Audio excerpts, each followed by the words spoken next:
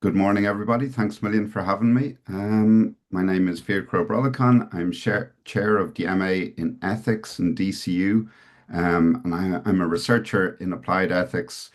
So this talk today is sort of an introductory talk about ethics in relation to technology and palliative care. I suppose I'm looking at a lot today at issues around algorithmic decision making and AI, as that's the emerging field. So if you just give me a sec, I will share my slides. There we go. I hope people can see that. Yeah, we can. Yeah. Perfect. So yeah, I don't know if everyone, how familiar everyone is with ethics. So I thought I'd kind of start by just introducing what ethics is as a philosophical field and how we're sort of looking at things before I get into the more general or the more specific issues, I should say, about ethics, technology, and palliative care. So let's just, oh, that's coming up slowly, sorry. So yeah, ethics, it emerges from the Greek for ethos, for custom, for Latin, from Latin, mores, disposition. We sometimes talk about morality as broader traditions of right and wrong, and ethics is more specific, um, philosophical analysis. But they're often used synonymously. The idea with ethics is to, as you see there, to build arguments about issues that matter to our lives, that are important in the everyday, important more generally, sometimes about situations and character, and to try and think about principles of right and wrong. And we want these ethical principles ultimately to ground legal argument, to ground political policy. So it'll be intertwined with laws and codes. And I argue that law needs ethics as a foundation for its rules, but ethics needs law in order to give force to its conclusion. So ideally, our policies at an institutional level and at a political level will be ethical. It helps us live together. So we need to think carefully about it, particularly when there's new technologies emerging that challenge some of our ethical principles. Um, we can think about ethics in three ways. There's descriptive ethics, which would be, I suppose, the domain of anthropologists who would go in and study and look at a scenario and say, well, this is how people are ethically behaving in this area. This is what values they claim to have. There's meta ethics, which is very philosophical about kind of concepts of whether good is a real thing or not, or what sort of ontological status it has. I'm going to focus on normative ethics, which is all about what we should do, about how we can build these arguments about what is the best thing or what is the fair thing to do. Um, some of the ethical principles and values that we would think about in normative ethics would be things like human dignity. What is this? Autonomy, privacy, the principle of non-maleficence, the principle of responsibility, a principle of beneficence, and issues around justice. And many of these are going to inform how we should think about, say, AI and new technologies, particularly in palliative care or any medical setting. So I'm going to sort of do it in three.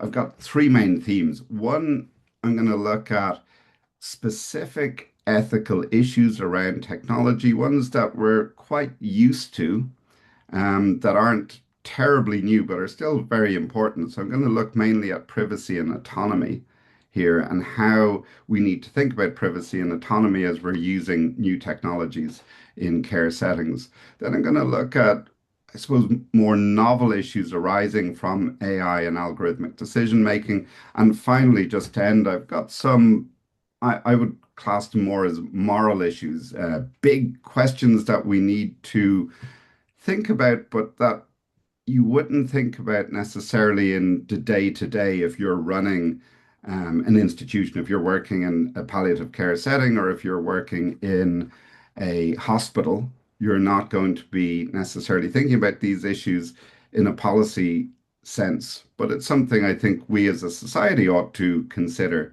And it's something that moral philosophers can really work with. Um, so yeah, in terms of the more day-to-day ones, we need to consider privacy. Privacy in any medical setting is very important in palliative care. It's very important. As you can see there, it's a contested concept. We can talk about normative privacy, where we consider the meaning and value of privacy. And this is always connected with theories around the protection of individual liberty. It can be justified in terms of being valuable in itself, or some philosophers would subsume it under other values, that privacy is an aspect of property or liberty. There's different accounts, access control accounts, access accounts, control accounts, and privacy is contextual integrity. And all of these will inform how we use technology in a palliative care setting. Privacy is also enshrined in law. We've got the Universal Declaration of Human Rights, the Oviedo Convention, the UNESCO Universal Declaration on Bioethics emphasizes privacy. The CRPD in 2006 talks about privacy. The Charter of Fundamental Rights of the European Union also includes it. So there is a legal basis for thinking about this. In terms of medical ethics and privacy, will be concerned with informational privacy, physical privacy, associational privacy, proprietary privacy, i.e., ownership maybe of genetic material or biological material, and decisional privacy, which is about how we make decisions. Informational privacy is about your data. Physical privacy is, I suppose, being given that space to, say, get changed or whatever.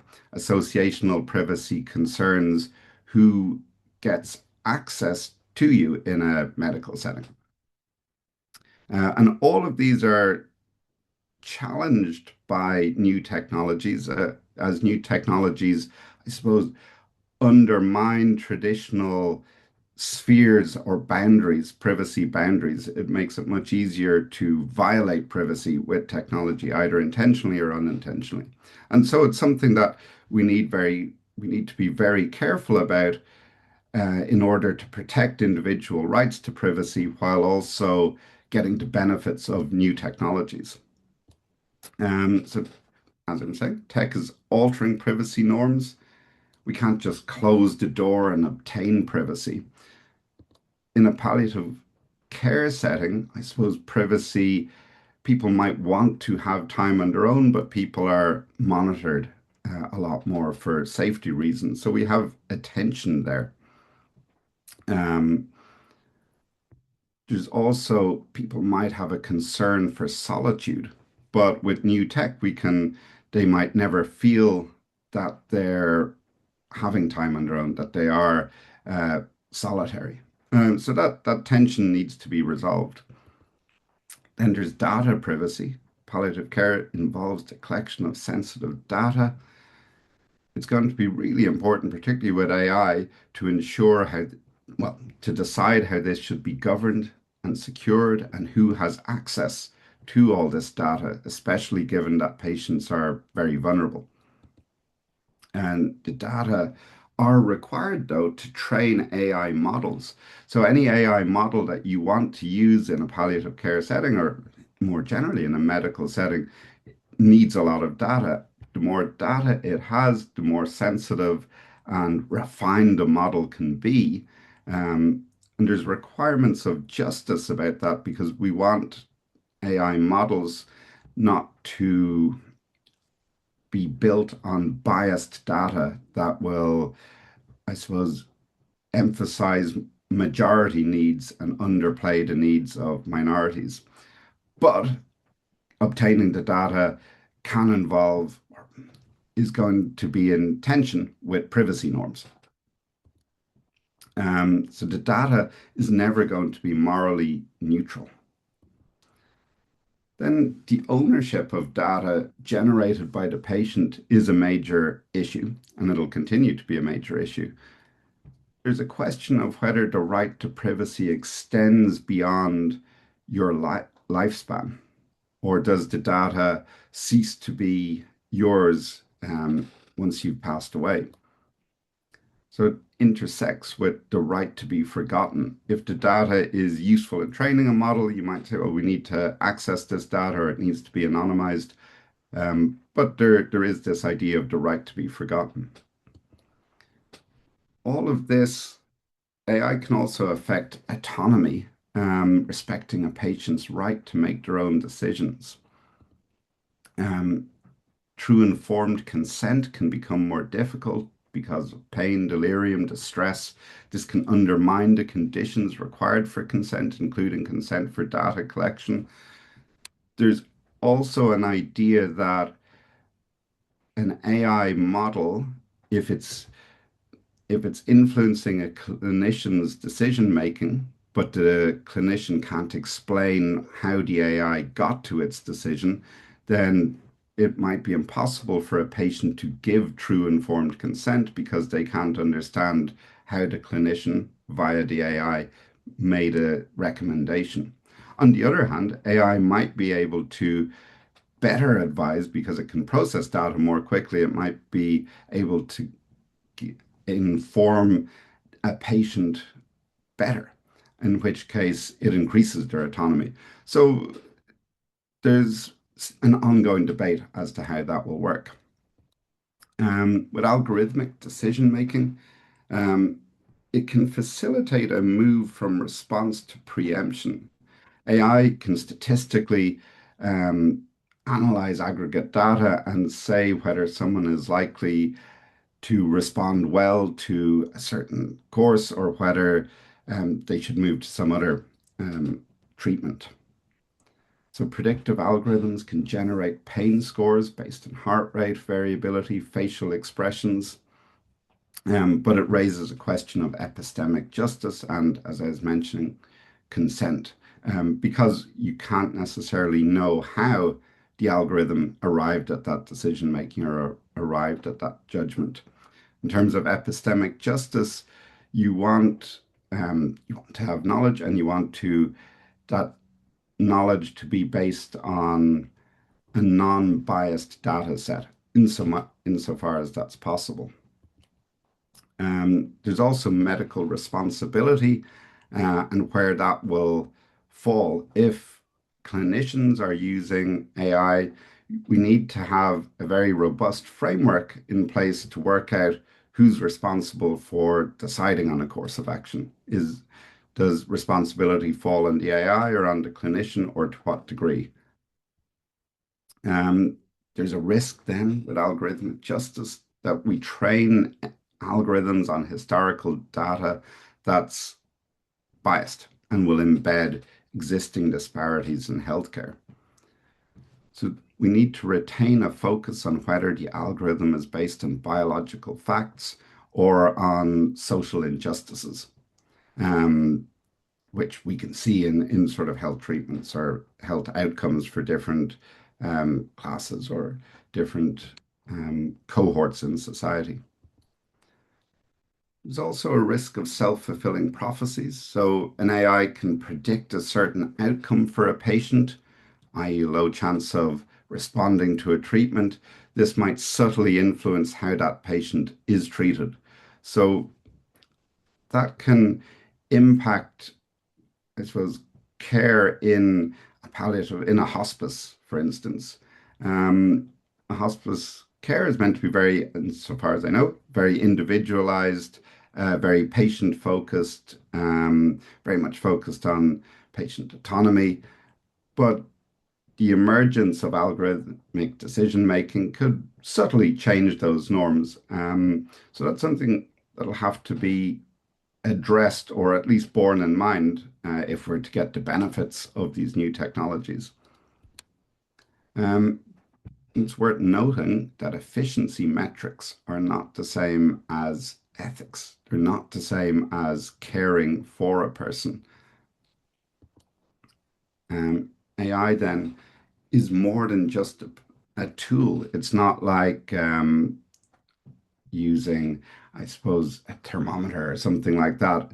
The AI data is value laden. it's based on certain biases and assumptions and historical features of society. So it's a value-laden tool. In a sense, it's a policy embedded in an algorithm rather than just a pure tool, a pure morally neutral device. Just to finish up, there's these broader moral and social issues emerge or coming with these new technologies. We might see less face-to-face care or visits. They'll not be the only viable way for a person to see a patient. There's the obvious benefit that if you're far away from a loved one, you can be present with them. Um, but there's a risk that social contact could be reduced. There's a loss maybe of ritual with these new technologies, um, a loss of bodily communication.